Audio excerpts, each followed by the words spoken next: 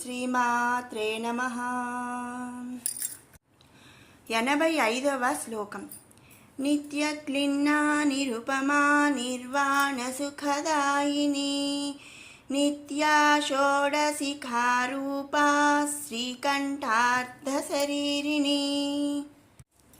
నిత్యక్లిన్నా నిత్య నిత్యము ఎల్లప్పుడూ, క్లిన్నా దయాద్ర హృదయమును కలిగినది.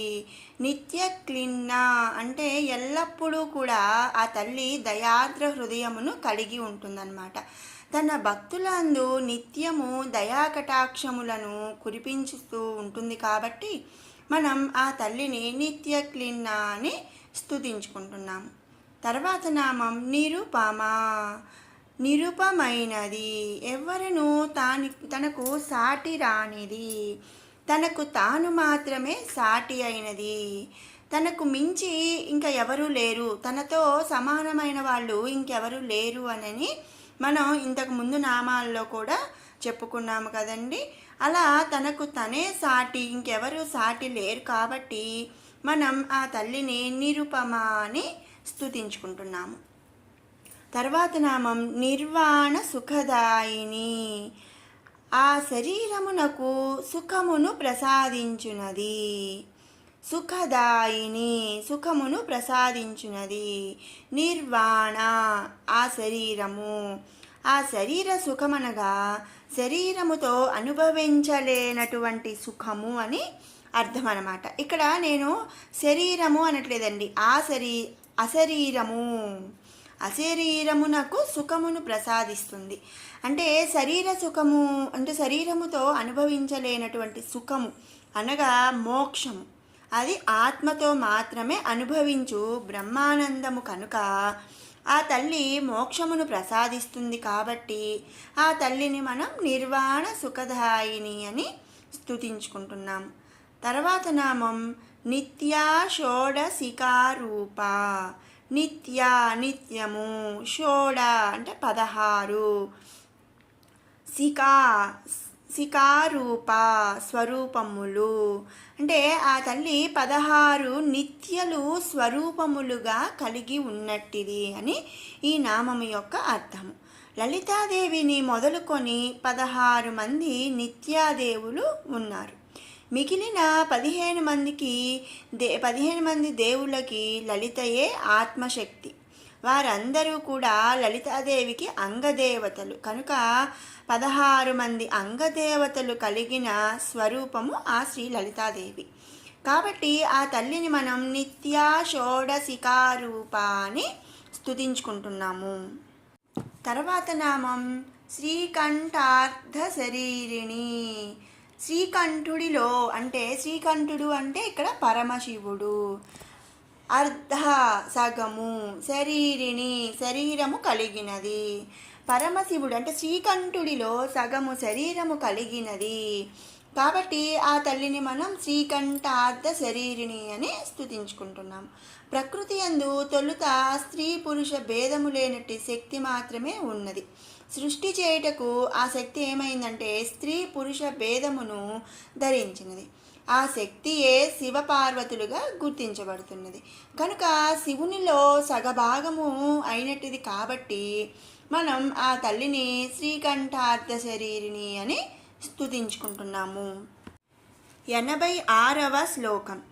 ప్రభావతి ప్రభారూపా ప్రసిద్ధా పరమేశ్వరీ మూల ప్రకృతిరవ్యక్తా వ్యక్తా వ్యక్త స్వరూపిణి. ప్రభావతి ప్రభావతి విశిష్టమైనటువంటి ప్రకాశమును కలిగి ఉన్నది, లేదా ఆవరణ దేవతలే ప్రకాశముగా కలిగి ఉన్నది అని ఈ నామము యొక్క అర్థము. విశిష్టమైన ప్రకాశము కలిగి ఉన్నది కాబట్టి మనం ఆ తల్లిని ప్రభావతి అని స్తుతించుకుంటున్నాము. తర్వాత నామం ప్రభారూప. ప్రభా ప్రకాశించు గుణము, రూప స్వరూపాలు, ప్రకాశించు గుణము కలిగిన స్వరూపురాలు అని ఇక్కడ అర్థం అన్నమాట. ఇక్కడ పరమాత్ముడు జ్యోతి స్వరూపుడు కనుక జ్యోతి ప్రకాశించుచు కిరణములను ప్రకాశింపచే గుణము కలిగి ఉంటుంది. కాబట్టి కిరణములు కూడా ఆ పరబ్రహ్మ స్వరూపములే. పరబ్రహ్మ స్వరూపం దేవియే కాబట్టి ప్రభారూపాన్ని మనం స్తుతించుకుంటున్నాము. తర్వాత నామం ప్రసిద్ధ. సమస్త జీవులకు తెలియదగినది లేదా సమస్తమునందు తెలుసుకొనదగినది. ఇప్పుడు ప్రసిద్ధ అంటే మనం బాగా పాపులర్ అయితే ఏంటంటే వాళ్ళు బాగా ప్రసిద్ధి చెందారు అంటే ఎంతోమంది అన్నోన్ పర్సన్స్కి అంటే మనం బాగా పాపులర్ అయ్యామనుకోండి, మనం ఎవరికి అంటే మనకి వాళ్ళు తెలియకపోయినా మనం వాళ్ళకి తెలుస్తాము, అంతే కదండి ప్రసిద్ధికి ఎక్కారు అంటే.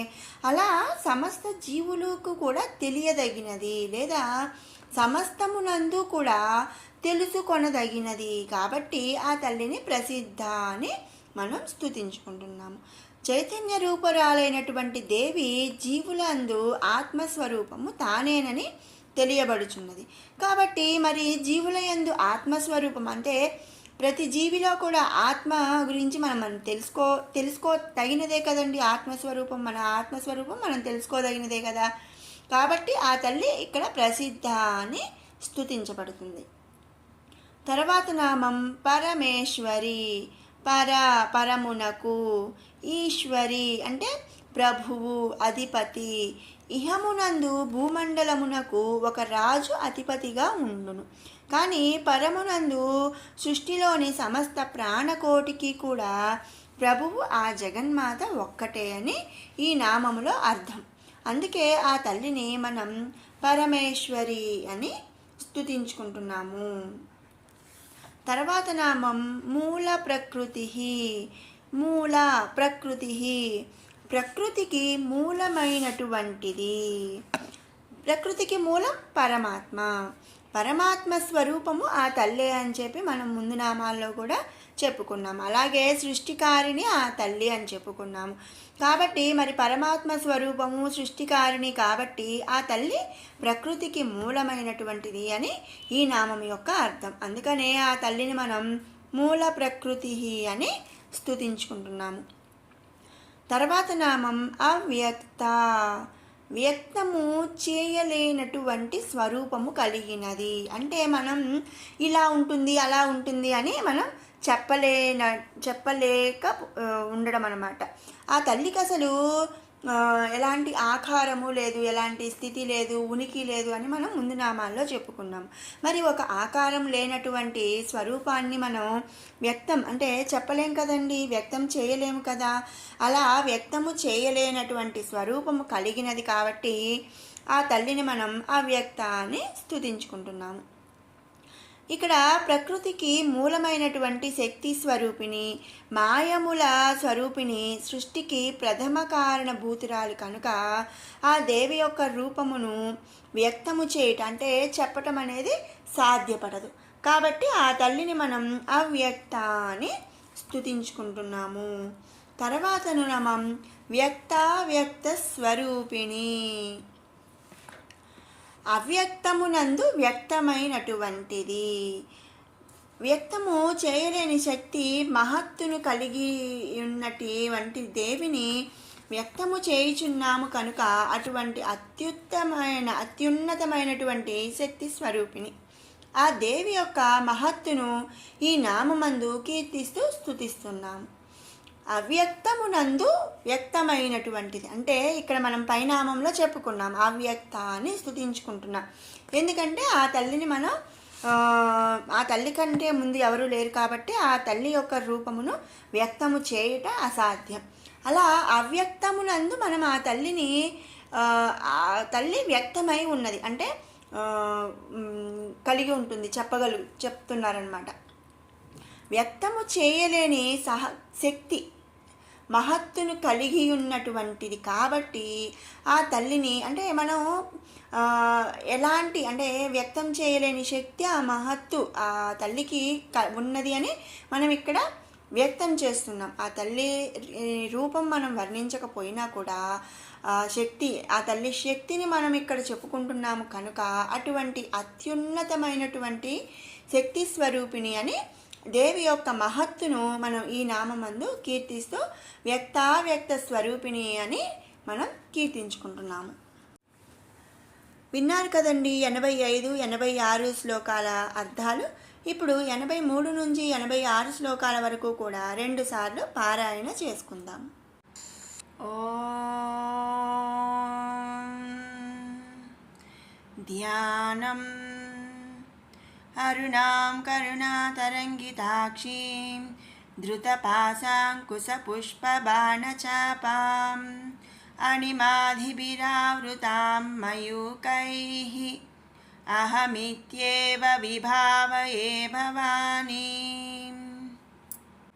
ధ్యాయేత్ పద్మాసనస్థాం వికసితవదనాం పద్మపత్రాయతాక్షీం హేమాభాం పీతవస్త్రాం కరకలితలసద్ధేమపద్మాం వరాంగీం సర్వాలంకారయుక్తాం సకలమభయదాం భక్తనమ్రాం భవానీం శ్రీవిద్యాం శాంతమూర్తిం సకలసురనుతాం సర్వసంపత్ప్రదాత్రీం సకుంకుమవిలేపనామళికచుంబికస్తూరికాం సమందహసితేక్షణాం ససరచాపపాశాంకుశాం అశేషజనమోహినీ మరుణమాల్యభూషోజ్వలాం జపాకుసుమబాసురాం జపవిధౌ స్మరేదంబికాం.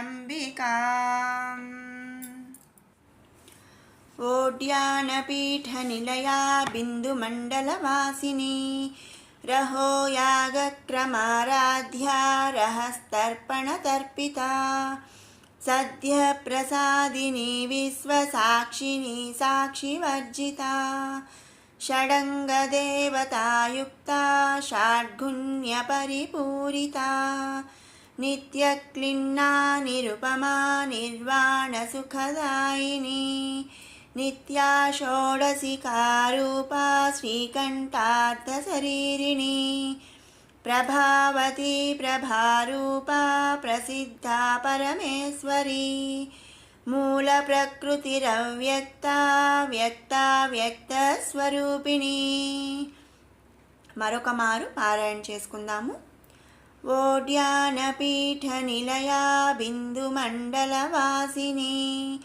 రహో యాగక్రమారాధ్యా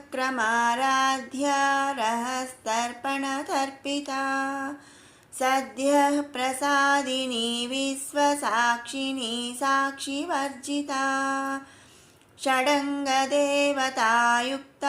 షాడ్గుణ్యపరిపూరితా నిత్యక్లిన్నా నిరుపమా నిర్వాణసుఖదాయిని నిత్యా షోడశికారూపా శ్రీకంఠార్థశరీరిణి ప్రభావతి ప్రభారూపా ప్రసిద్ధా పరమేశ్వరీ మూల ప్రకృతిరవ్యక్తా వ్యక్తా వ్యక్త స్వరూపిణి.